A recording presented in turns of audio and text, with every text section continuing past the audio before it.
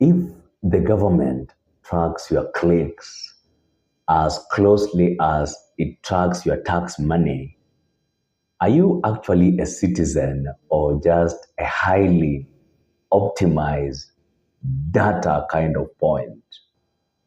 Welcome to Kenyan Silicon Savannah, where the fiber optic cables are blazing fast, mobile money flows like water, and the state's interest in your private WhatsApp groups is reaching a borderline romantic level kind of obsession. The paradox here is breathtaking. While President William Ruto pitches Kenya globally as Africa's tech paradise, back at home, the administration is working overtime to centralize an eye-watering surveillance kind of apparatus. Following the youth-led Reject Finance Bill protest in 2024, the state apparently decided that the best way to handle a populace complaining about the high cost of living was to heavily invest in the high cost of listening. African elders were right when they said that he who uncovers a honest nest will have the speed to run away. In 2024, tech-savvy citizens became that exact honest nest. When organic protesters mobilized using X, using TikTok, using AI, the government realized that a single hashtag could literally shake parliament. A single hashtag could literally shake state house. Instead of pivoting to genuine dialogue, the government panicked. And they have introduced us to the era of regime kind of policing. So that if they can't stop you from being angry, they will make sure they know exactly where you are being angry.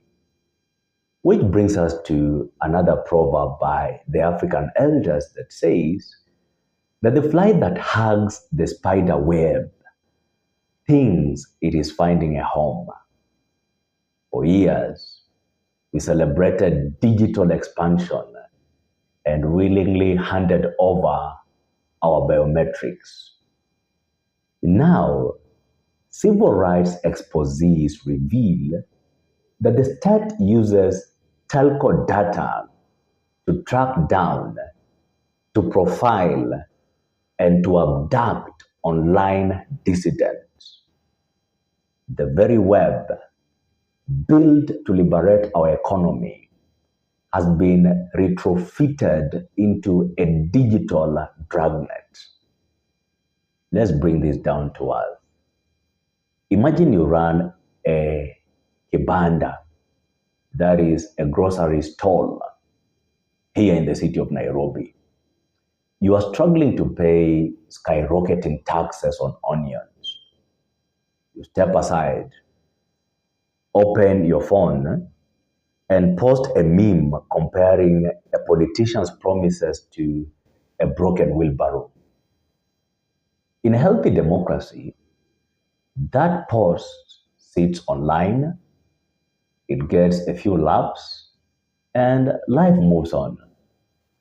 But under this surveillance framework, it's as if the local chief isn't just listening to you at the market. He has secretly crawled under your bed, has a hand on your phone, and is breathing heavily through your router. The state's logic is clear. If we can arrest the blogger or drop the internet signal before the tweet goes viral, the street protest never happens. It is the political equivalent of putting a tight lid on a boiling sufuria of ugali while turning the fire all the way up. Let's be honest. This isn't a new tech invention in Kenya. President William Ruto and his regime are not doing anything new. This is a vintage Kenyan political tradition wrapped in high-speed kind of broadband. During the Kanu regime under Moi, the state relied on physical informants. These were men in heavy trench coats who had a tendency of whispering in bars connected to the informers' torture chambers of Nyayo House. Today, the modern state has simply traded the trench coats for algorithms, digital intelligence units, and legislative crackdowns like the Computer Misuse and Cybercrimes Act. But here's the ultimate irony. This surveillance aggressively violates our 2010 Constitution. Article 31 of our Constitution explicitly guarantees our right to privacy. Yet mass tracking treats it like a polite suggestion. Article 33 and 37 protects freedom of expression and assembly.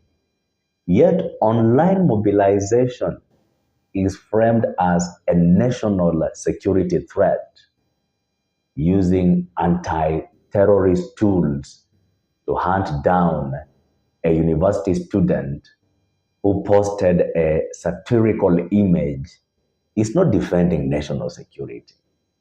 It is a confession of deep political insecurity.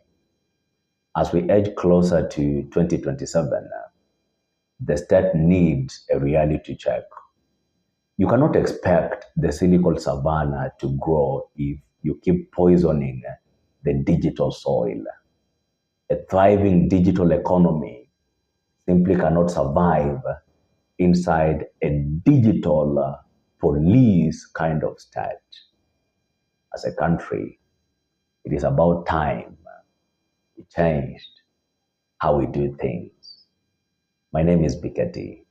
If it is your first time here, make sure to follow this channel and to subscribe for more political analysis.